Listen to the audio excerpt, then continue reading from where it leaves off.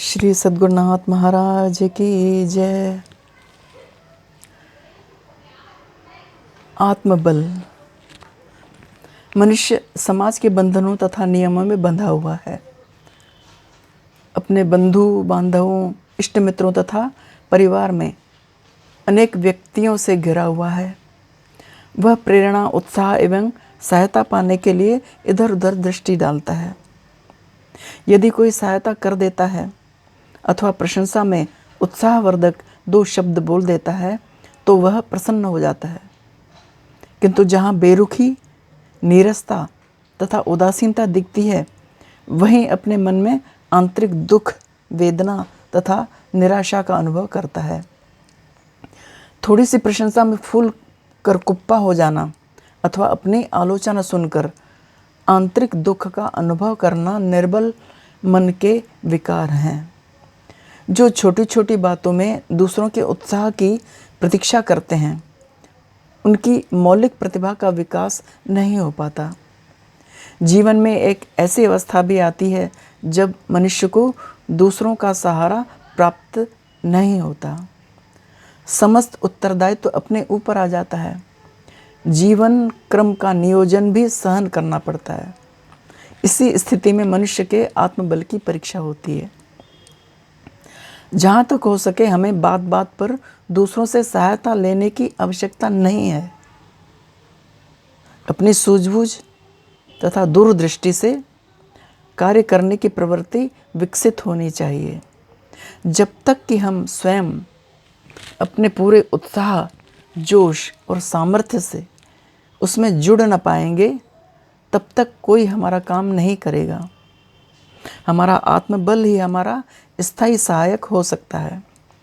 जिसका आत्मबल विकसित होता है ना, वह शक्ति और जीवन से परिपूर्ण होता है। मनुष्य के बल के अनुपात में ही उसमें जीवन होता है। लोगों में यह मिथ्या धारणा बैठ गई है कि भारी डीडोल वाले मोटे ताजे शरीर में ही शक्ति होती है। वास्तव में शक्ति तो आत्मा की होती है। मामूली शरीर में भी आत्मबल से संपन्न जो व्यक्ति है ना, वो संपन्न हो सकता है।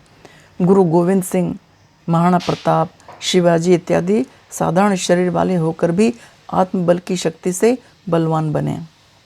आत्मबल मनुष्य को जनता का नेतृत्व प्रदान करने वाला सूक्ष्म तत्व है।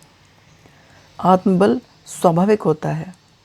वे मनुष्य धन्य हैं जिनमें जन्म से ही आत्मबल विद्यमान होता है।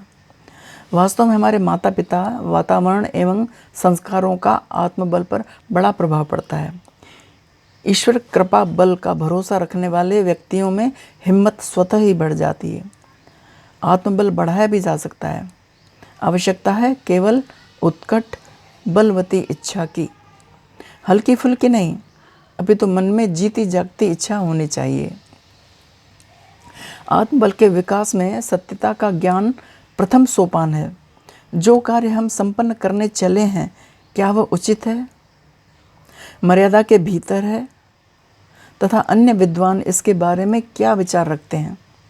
इन प्रश्नों का जो उत्तर है, हम अपने पक्ष की ओर से पर्याप्त खोज करें। इसकी सत्यता को मालूम करें। जिसका पक्ष सत्यता का पक्ष है, उसमें ईश्वर की मजबूती है। ईश्वर उस व्यक्ति के साथ है। दैवी सहायता निरंतर उसके समीप चलती रहती है। जिसका अंतःकरण को शुद्ध है ना, उनके द्वारा सत्यपथ पर दृढ़ता से चलना आत्मबल बढ़ाने वाला होता है। साधारण व्यक्ति भी सत्य के पथ को पकड़कर बिना प्रलोभन तथा आलस्य के दृढ़ता से आगे चलता रहे तो आत्मबल की वृद्धि कर सकता है।